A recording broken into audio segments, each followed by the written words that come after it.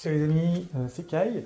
Je t'invite sur une petite vidéo juste pour confirmer ce que j'avais cru détecter, en l'occurrence dans tous les animés qui ont commencé.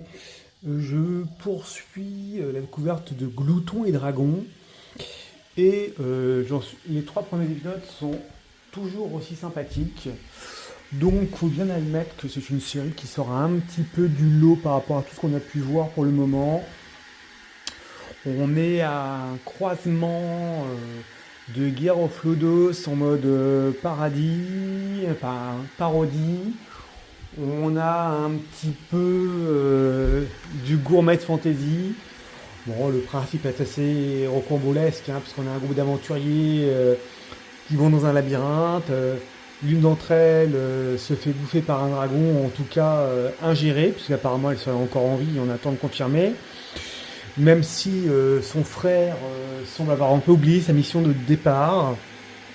Et ils sont pris une raclée pour une raison très simple, c'est que c'est pas qu'ils étaient pas prêts, mais ils avaient le ventre vide, donc ils n'étaient pas en état de se battre à leur plein potentiel.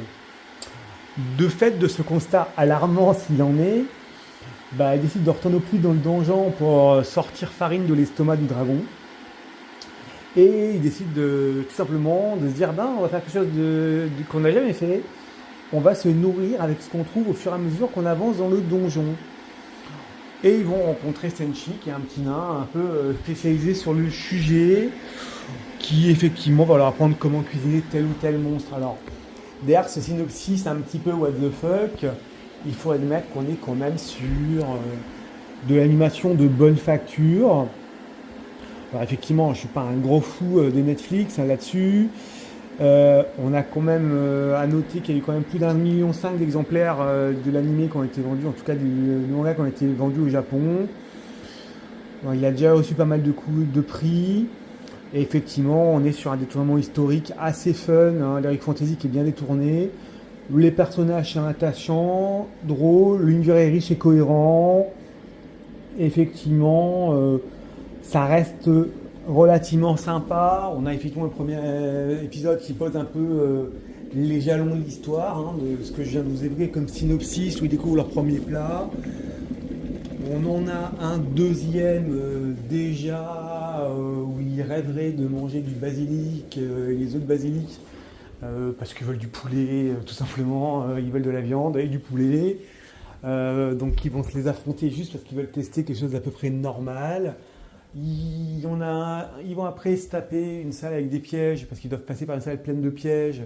On a le voleur qui va faire montre de ses talents. Et effectivement, un peu plus loin, le nain va détourner les pièges et instruments sur le chemin afin de faire cuisiner les plats qu'il veut faire. Il va nous sortir un lance-flamme, un piège avec des flammes pour brûler le poulet, pour bien le cuire. Il va nous utiliser les lames qui coupaient les jambes en morceaux pour découper les tranches fines. Enfin, il utilise l'environnement, donc c'est relativement drôle sur le sujet. En plus, on a une petite note d'humour sur l'équilibre alimentaire. On a la petite elfe un peu perdue qui veut tenter de prendre l'initiative, qui va se trouver un peu désastreux. On a le voleur qui nous fait au nain, écoute, chacun sa spécialité, moi je fais les pièges, toi tu cuisines. Et après, le nain va leur tourner la même chose en disant, écoute, laisse-moi faire, je cuisine et tu occupes des pièges, donc toi utilise les pièges comme il se doit pour nous arranger dans la cuisine. Chacun sa place, donc c'est drôle, ce détournement des valeurs est assez drôle. On a un troisième épisode où ils vont découvrir un petit peu, des armures vivantes, voir pourquoi, qu'est-ce qu'il y a à l'intérieur, et découvrir un mets secret. On aura sur quelque chose d'assez décalé. On va dire que c'est quand même, je vais pas dire que c'est farniente et chill, mais c'est vrai qu'on est quand même chose sur, ça se prend pas au sérieux, ça se sent. Et du coup, je vais vous dire simplement, c'est vrai que ça reste divertissant et ça fait du bien.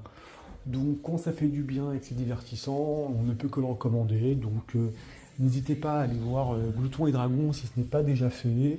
Vous vous amuserez bien au passage. Et puis effectivement, là, si vous n'êtes pas déçu, puisque je ne pense pas que vous le serez, n'hésitez pas, un petit like, un petit pouce bleu, hein. Et puis, dites-moi ce que vous en pensez sur ce retour. Et puis, je vais vous laisser là sur cette vidéo.